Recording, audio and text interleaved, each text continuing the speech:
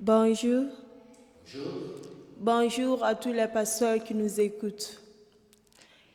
Quant à vous, est-ce que tous les fidèles des églises qui se trouvent dans le monde iront tous au ciel?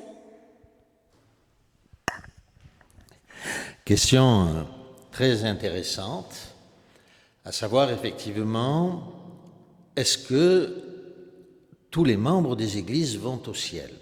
Alors, la réponse est immédiatement non. Non, parce que, pour diverses raisons. Non, parce que, d'abord, tout le monde n'est pas fidèle. Donc, il est évident que ceux qui ne sont pas fidèles n'auront pas accès au ciel. Quel sera leur sort? Ce n'est pas la question de ce jour, donc nous la traiterons ultérieurement lors d'une autre vidéo. Mais qu'il y ait une différence entre ceux qui vont au ciel et ceux qui demeureront sur la terre est un enseignement biblique. Alors c'est vrai qu'il y a des mouvements sectaires qui ont ce genre d'enseignement, mais ce n'est pas parce que des sectes ont ce type d'enseignement que ce n'est pas obligatoirement ou que c'est obligatoirement faux. Aucun mouvement religieux n'enseigne que des choses fausses. Bien au contraire, on enseigne beaucoup de vérités pour vous tromper plus facilement. Alors, y a-t-il une voie vers le ciel et une voie vers la terre? Telle est la question. Le sujet est difficile parce qu'en fait, il y a beaucoup d'aspects à cette question. Toutes choses, nous dit l'apôtre Paul, ont été écrites pour notre instruction. Donc tout ce qui a été écrit dans la Bible a été écrit non pas juste pour nous raconter de belles histoires, mais pour nous instruire de ce que sera le royaume de Dieu. Notamment, la vie du peuple d'Israël, telle qu'elle était à l'époque des rois ou à l'époque des juges, était un exemple de la manière dont Dieu allait diriger, administrer la terre lors de son retour, le retour de Jésus-Christ. Donc le mot est lâché, une administration. Il est évident qu'en Israël, il y avait une administration. Il y avait 12 tribus, dont une était cachée. Elle n'avait pas de territoire à proprement parler, elle n'était pas enregistrée comptablement, il était interdit de compter le nombre, et elle était appelée la tribu cachée. Cette tribu est l'image du peuple qui s'est sanctifié, du peuple chrétien sanctifié, non pas de tous les chrétiens, du peuple chrétien sanctifié. C'est l'image de ces chrétiens qui sont cachés, que les humains ne connaissent pas, mais qui vont être considérés comme saints par Dieu. Un certain nombre dans une église, un certain nombre dans une autre église, au sens humain, d'autres personnes dans d'autres églises, chacun pour sa part, constituant l'Église sainte de Jésus-Christ, la seule Église véritable de notre Seigneur Jésus-Christ. C'est eux qui, nous allons le voir, composent l'administration de Dieu. Eux seuls iront au ciel, les autres vivront sur la terre. Alors nous allons essayer de voir quelques textes des Saintes Écritures et quelques enseignements des tout premiers chrétiens, fidèles bien sûr, sur cette question. Par exemple, dans Matthieu, au chapitre 5, verset 5, je vais vous en faire la lecture dans ma Bible, il est dit, c'est Jésus lui-même qui parle, il dit « Heureux les doux, car ils hériteront le ciel ?» Non, la terre. « Heureux les doux, parce qu'ils hériteront la terre. » Il n'est pas dit heureux les saints, il est dit heureux les doux. Ce n'est pas parce qu'on est doux qu'obligatoirement on va au ciel. Si on est saint, oui, on va au ciel, nous le savons. Les saints hériteront du ciel. Mais heureux les doux, dit Jésus, car ils hériteront la terre. Nous regardons aussi dans Révélation, chapitre 7, verset 9, dans ma traduction, il est dit, c'est l'apôtre Jean qui voit sa vision, et il dit, après cela, je regardais, et voici, il y avait une grande foule que personne ne pouvait compter, de toute nation, de toute tribu, de tout peuple, de toute langue. Ils se tenaient devant le trône et devant l'agneau, revêtus de robes blanches avec des palmes dans leurs mains. Et le chapitre 21 nous dit, « J'entendis du trône une voix forte qui disait, « Voici, la tente de Dieu est avec les hommes. » Non, avec les hommes, hein, c'est-à-dire avec les hommes sur la terre, donc, les saints n'étant plus appelés des hommes. Il habitera avec eux, ils seront son peuple, et Dieu lui-même sera avec eux. Il essuiera toutes larmes de leurs yeux, la mort ne sera plus, il n'y aura plus ni deuil, ni cri, ni douleur, car les choses premières ont disparu. Il s'agit ici de la présence de Dieu parmi les humains sur la terre. Il y a bien un groupe qui va constituer l'administration de Dieu et un autre groupe qui vivra sur la terre sous l'administration de Dieu. J'attire votre attention d'ailleurs sur un autre texte que vous connaissez parfaitement. Ils seront rois et prêtres. Ils seront prêtres de Dieu.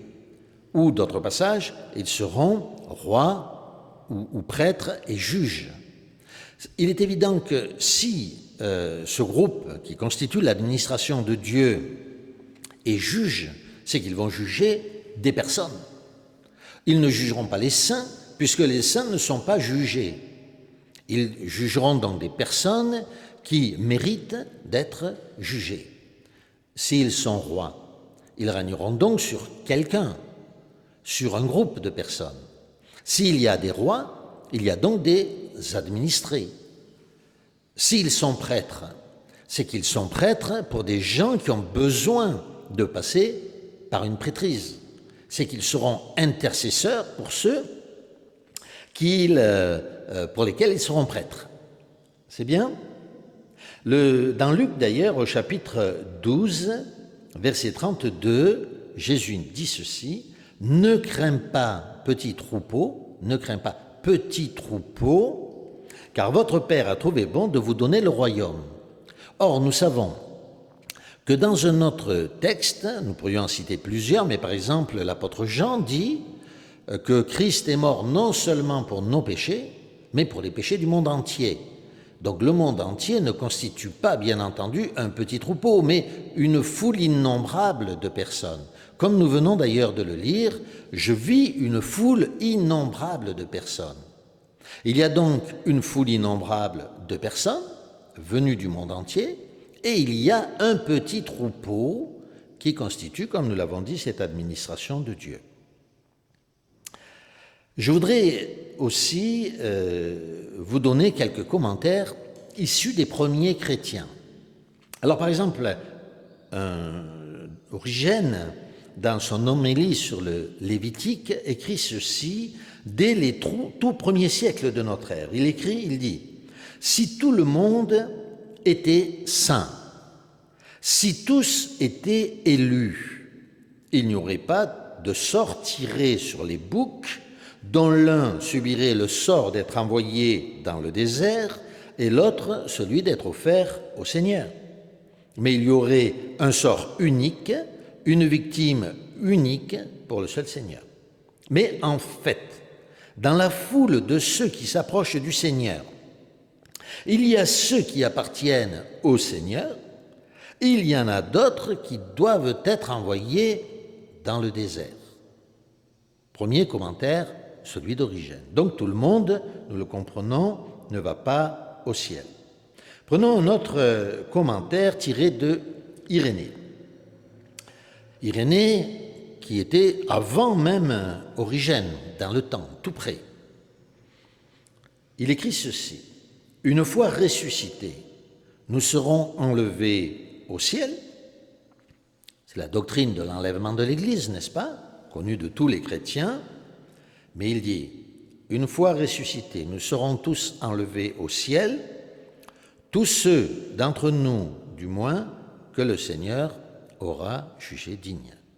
Tout le monde, donc, d'après Irénée, ne va pas au ciel. Et un peu plus loin, il écrit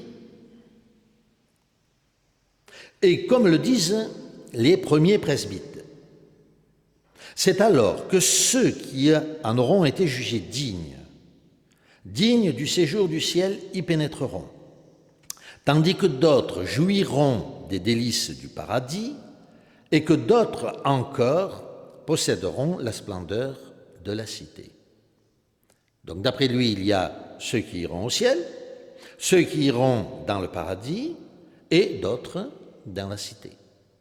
Que signifie très exactement tout cela, il ne nous le dit pas, mais cependant, il nous dit ce qu'il vient d'affirmer, certains iront au ciel et d'autres dans le paradis.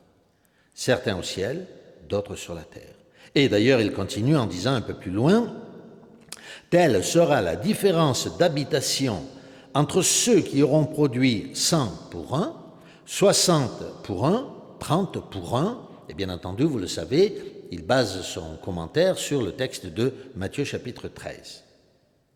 Les premiers seront enlevés aux cieux, les seconds séjourneront dans le paradis, et les troisièmes, répète-t-il, dans la cité. C'est la raison pour laquelle le Seigneur dit qu'il y avait de nombreuses demeures dans la cité de mon Père. Et là, il nous cite le passage de l'évangile de Jean, chapitre 14. Vous voyez, même les premiers chrétiens nous enseignent qu'il y a des fidèles qui vont au ciel, constituant l'administration de Dieu, et d'autres fidèles qui vivront sur la terre. Un autre passage d'Origène. Les Lévites n'ont reçu d'héritage ni de Moïse ni de Jésus, car le Seigneur Dieu, est-il dit, est leur héritage. Quelle conclusion tirer de ce fait, sinon que dans l'Église du Seigneur, il en est qui passent tous les autres, ou qui surpassent tous les autres, par leur vertu et leur mérite. Car pour eux, nous dit l'Écriture, c'est le Seigneur lui-même qui est leur héritage. Voyons, continue-t-il, si la figure des prêtres ou des Lévites ne cache pas le sens suivant, à savoir, dans l'ensemble du peuple de Dieu, je veux dire ceux qui sont sauvés, la plus grande partie, à coup sûr, et le plus grand nombre ont la foi de ceux qui sont simples, dans la crainte de Dieu.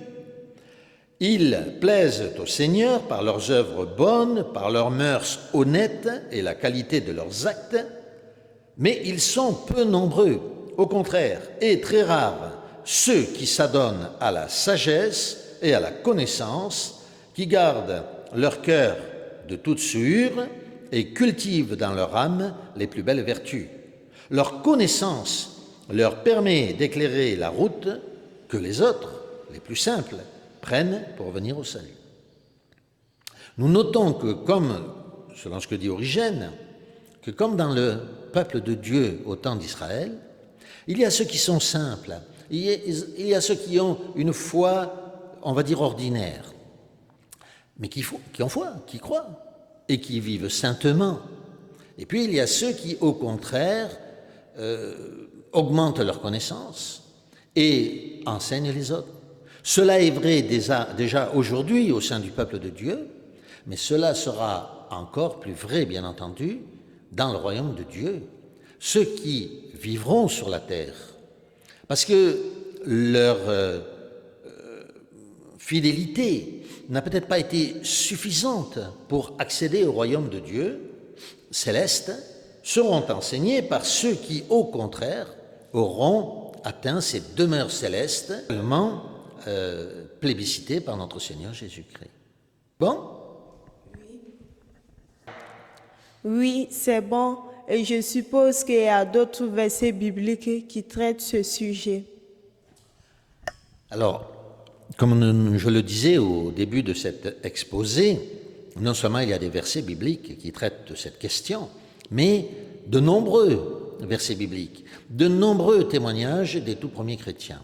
Alors, il est évident que dans ces vidéos de quelques minutes, nous ne pouvons pas aborder tous les contours de cette question ou de ce sujet, mais nous aurons l'occasion de le faire à travers d'autres vidéos, car nombreux sont les témoignages et les versets qui attestent qu'il y a une administration céleste et une vie terrestre pour les autres.